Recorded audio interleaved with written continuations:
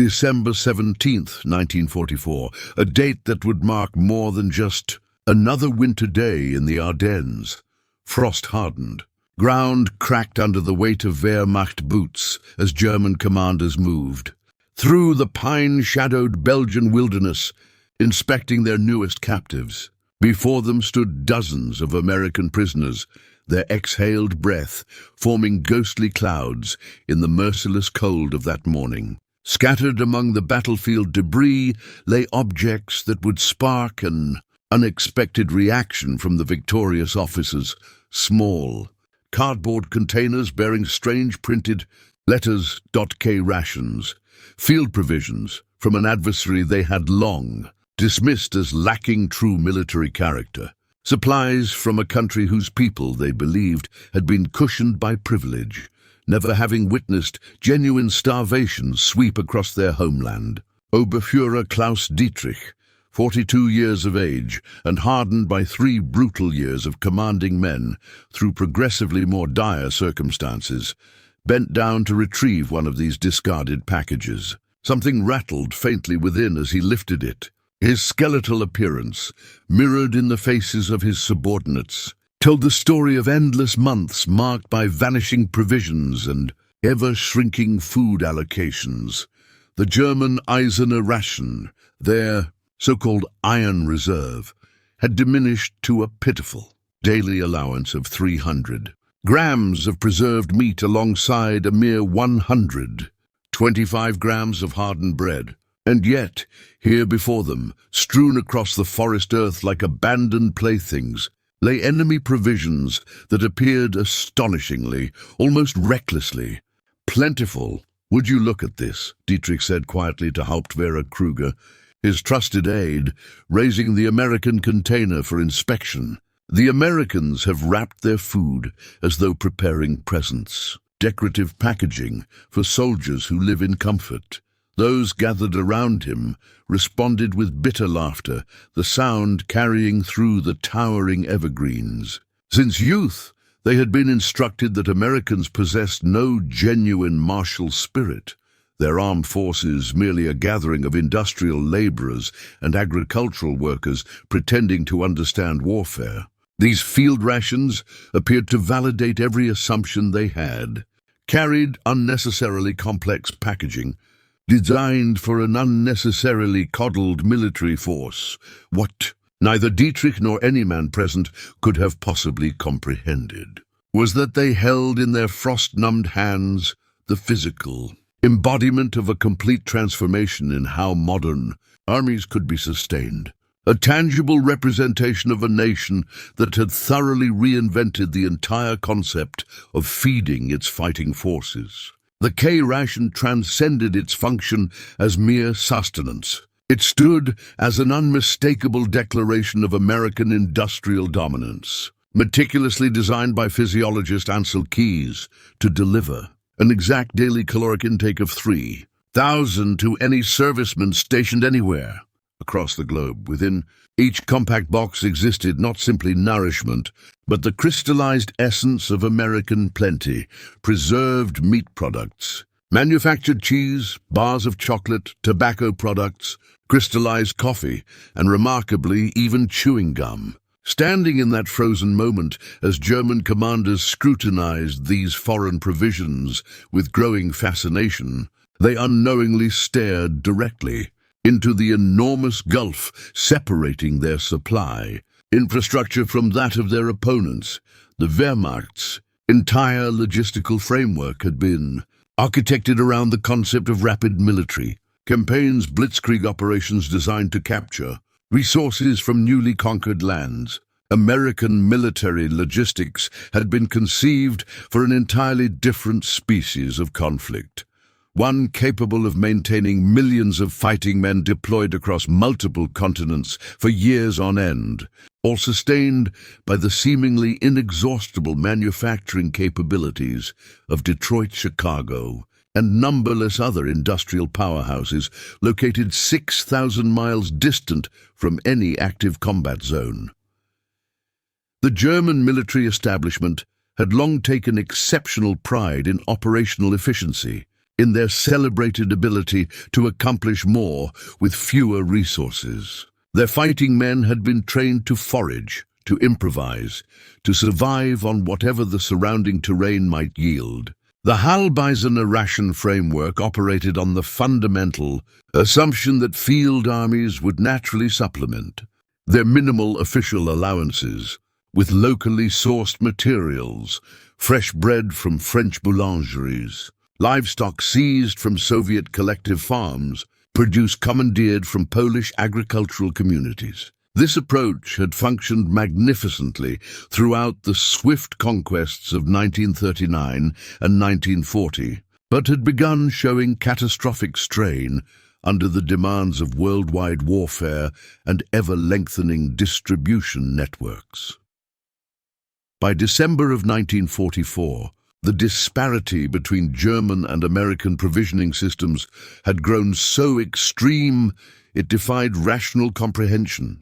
German soldiers were theoretically receiving approximately 2,570 calories daily when supply conditions were favorable, frequently far less when circumstances deteriorated. American combat troops were routinely consuming between 3,600 and 4,500 calories each day through combinations of K-rations, C-rations, and supplementary field kitchens that prepared hot meals whenever tactical situations permitted such luxury. The German army was gradually wasting away from chronic undernourishment. The American army enjoyed by any historical military standard genuinely luxurious feeding arrangements, with fingers rendered clumsy by penetrating cold and months of nutritional deficiency. Dietrich tore open the K-ration container. Inside waited items that seemed to ridicule everything he had been taught to believe about the nature of warfare. A small tin of processed meat, not the gristly, fat-laden Schmalzfleisch that German soldiers had learned to stomach without complaint, but actual identifiable beef of recognizable quality. Compressed biscuits that bore no resemblance to the jaw-breaking Dauerbrot that could literally fracture teeth, but rather crackers that dissolved pleasantly when chewed. Most bewilderingly of all, genuine luxuries that no sensible military logistics planner would squander precious cargo space transporting: chocolate confections, instant coffee crystals, and diminutive cigarette packages. They're shipping candy to frontline positions, Kruger observed, his voice carrying equal measures of incredulity and mounting apprehension. Meanwhile, our men brew coffee from ground acorns, while Americans drink authentic coffee while crouching in defensive positions. The mockery that had commenced in derision was metamorphosing into something altogether different. These were decidedly not the provisions of a militarily weak force. They represented the supply stream of an armed organization so supremely confident in its logistical mastery that it could afford to indulge its soldiers with comforts that German civilians had not glimpsed in years. The psychological dimension of warfare underwent a fundamental shift in that frozen forest clearing. German commanders had been systematically conditioned to believe that deprivation forged superior warriors, that American softness would inevitably crumble when subjected to authentic combat pressure. Yet here materialized concrete evidence of an entirely contrasting philosophy that adequately nourished, properly supplied, soldiers would demonstrate superior combat performance, endurance, and morale compared to those gradually deteriorating from malnutrition. The K-rations embodied not weakness, but a particular variety of strength that Germany had never possessed, the strength inherent in a nation capable of feeding its deployed armies as abundantly in distant battlefields as within its own borders. When Dietrich initially tasted the processed American cheese product, his entire worldview began fragmenting alongside the cracker, dissolving in his mouth.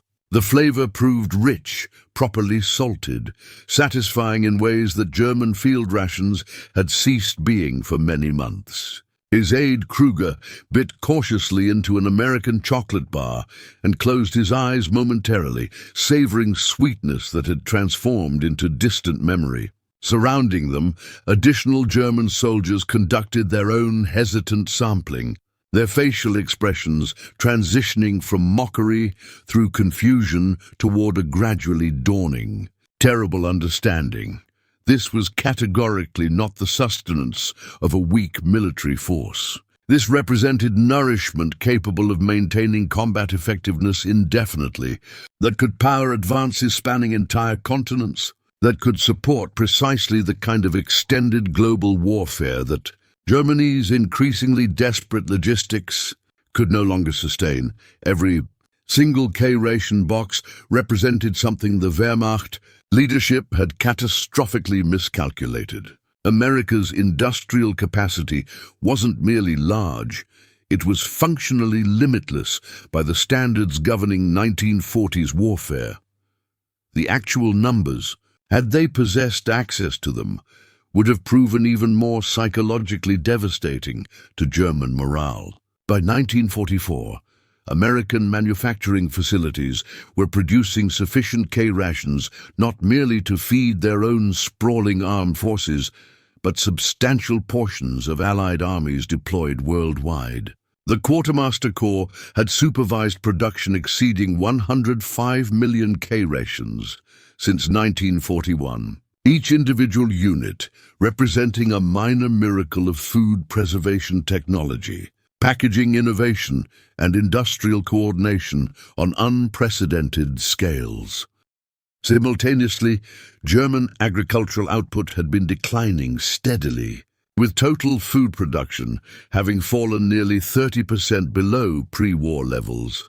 Dietrich found himself consuming the food slowly, methodically, attempting to extract every possible calorie from these alien provisions. His body, thoroughly adapted to the persistent hunger that had become routine among German forces, responded to the rich American foodstuffs with what felt almost like shameful gratitude. The processed meat delivered proteins that had grown increasingly scarce in German rations. The chocolate provided sugars and essential fats that his malnourished system desperately craved. Even the instant coffee, which dissolved completely in heated water rather than leaving the bitter sediment characteristic of ersatz substitutes, seemed like a small miracle of chemistry. How many of these do you imagine they manufacture? Kruger asked quietly, rotating the emptied K-ration container in his hands, examining the printing quality, the careful design work. The obvious industrial sophistication invested in something intended for disposal after single use. The question lingered in the frigid atmosphere like their visible exhalations. How many indeed? The genuine answer, millions upon millions, flowing continuously from production. Lines in quantities that utterly dwarfed Germany's entire food distribution. Infrastructure existed beyond their capacity to imagine. The implications were absolutely staggering. If Americans could afford packaging individual meals with this degree of care and abundance, what did that reality suggest about their comprehensive production capacity? If they were transporting chocolate and coffee to frontline troops as routine supplies, what luxuries must be available to factory workers in their industrial heartland? If their deployed soldiers enjoyed such nutrition, how were they equipping their armored divisions, aircraft squadrons, and artillery batteries? The K-rations transcended their function as mere food. They constituted intelligence regarding an economic system so vast and productive that it could treat as completely routine what Germany could achieve only through extraordinary, concentrated effort. Knowledge of these American rations propagated through German units with remarkable velocity.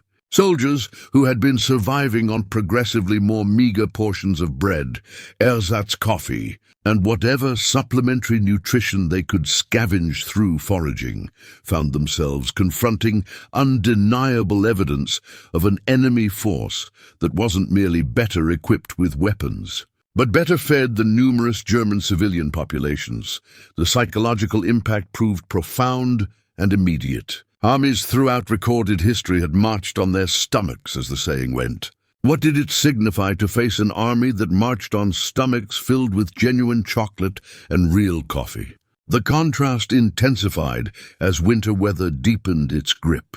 German supply lines, stretched across continental distances and perpetually harassed by partisan resistance operations, delivered increasingly irregular and inadequate provisions. Soldiers grew intimately familiar with the hollow sensation of persistent hunger, with the progressive weakness resulting from bodies cannibalizing their own muscle tissue to maintain basic physiological functions. They learned to prepare thin broths from potato peelings, to divide small meat portions across entire squads, to discover sustenance in materials that would have been rejected as unsuitable animal feed during peacetime.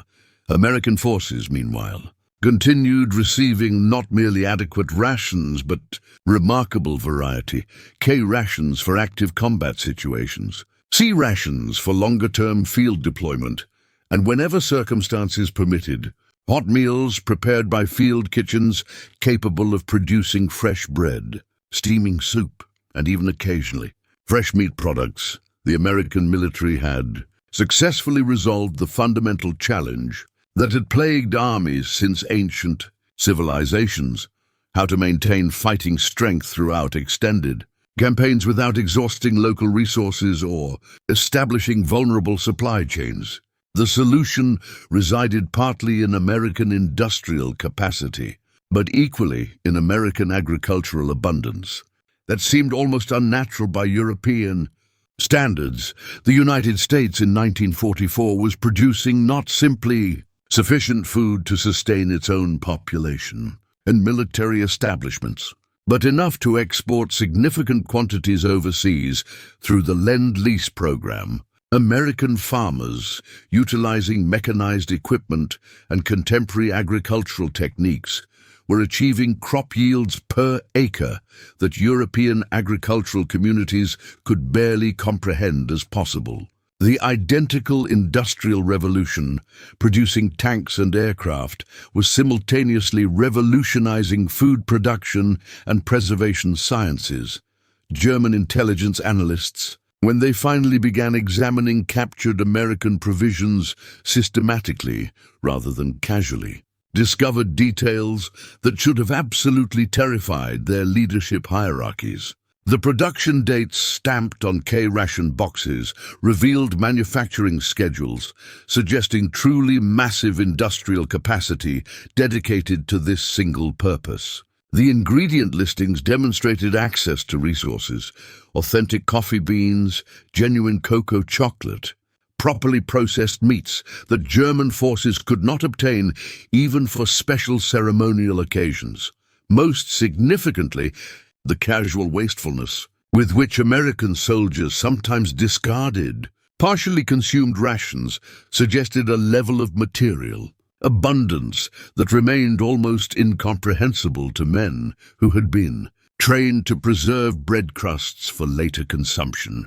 By January 1945, as the Battle of the Bulge ground inexorably toward its inevitable conclusion, German officers like Dietrich were conducting increasingly desperate internal calculations. Their own troops were visibly weakening from progressive malnutrition, while American forces appeared to be maintaining complete fighting strength despite months of intensive continuous combat. The K-rations had evolved beyond their original function as food. They had transformed into potent symbols of an industrial and agricultural capacity that Germany simply could not match, regardless of how efficiently they organized their remaining dwindling resources. The moment of final, complete realization arrived not through any single dramatic revelation, but through the steady accumulation of small observations that collectively painted an undeniable picture of reality. American wounded soldiers who were captured and interrogated appeared healthier and more robust than many German soldiers who had never sustained combat injuries. Discarded American military equipment consistently showed evidence of casual abundance, tools simply thrown away rather than carefully repaired, equipment abandoned rather than laboriously salvaged, supplies deliberately destroyed rather than left for. Potential enemy capture, everything observable suggested a military force supported by production capacity so incomprehensibly vast that individual items possessed no meaningful value whatsoever.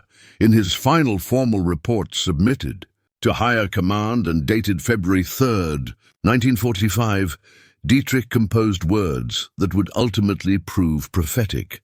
The enemy's fundamental strength derives not merely from superior troop numbers or equipment advantages, but from a complete system of abundance that we cannot realistically hope to match through any means available to us. Their soldiers consume better nutrition in frontline foxholes than our officers receive in garrison facilities. This is decidedly not the decadent weakness we were instructed to anticipate, but rather represents a form of strength against which our traditional efficiencies and military virtues prove inadequate. The K-ration had become, in the final analysis, a revelation, not of American weakness as initially assumed, but of American power expressed in its most fundamental, undeniable form, the capacity to feed a global army so thoroughly well that chocolate and coffee became routine issue rather than extraordinary luxuries. German officers who had initially responded to these provisions with mocking contempt concluded by understanding that they represented something genuinely unprecedented in the entirety of military history, an army that truly never experienced hunger, supported unconditionally by a homeland capable of generating abundance as naturally as others produced scarcity. The war would grind onward for 3 additional months following Dietrich's prophetic report. But the crucial psychological victory had already been secured in that frozen forest clearing where German officers first sampled American field rations. They had confronted not simply superior food quality, but a superior fundamental understanding of how modern industrial wars were actually won, not through superior discipline or tactical brilliance in isolation, but through the unglamorous yet absolutely decisive advantage of superior logistics sustained perpetually by superior production capacity. In the quiet moments preceding ultimate surrender, as German forces retreated steadily across landscapes they could no longer possibly defend, many officers found their thoughts returning not to the great decisive battles or stirring patriotic speeches, but to the simple sensory memory of American chocolate slowly dissolving on their tongues. It constituted a small thing, perhaps, but it had revealed a truth far too enormous to ignore or rationalize away. They had been engaged in combat not merely against another army, but against an entire civilization fundamentally organized around principles of abundance rather than scarcity, industrial efficiency rather than desperate improvisation, manufacturing confidence rather than military tradition and martial virtue. The K-ration boxes, now scattered and emptied across a dozen European battlefields, had successfully delivered their final, most important message. America had not achieved victory through superior courage or innovative tactical doctrine, though both elements had certainly played their respective parts. America had won because it had successfully solved the fundamental equation governing modern industrial warfare, how to project not merely military force but complete industrial abundance across global distances for sustained periods measured in years. The army that never starved had proven conclusively that in industrial age warfare, logistics were not merely support operations for combat activities. They were combat operations themselves, waged in factories and agricultural fields as decisively as on traditional battlefields. And ultimately, German officers who had learned to smirk dismissively at American rations discovered that they had been unknowingly mocking their own inevitable defeat.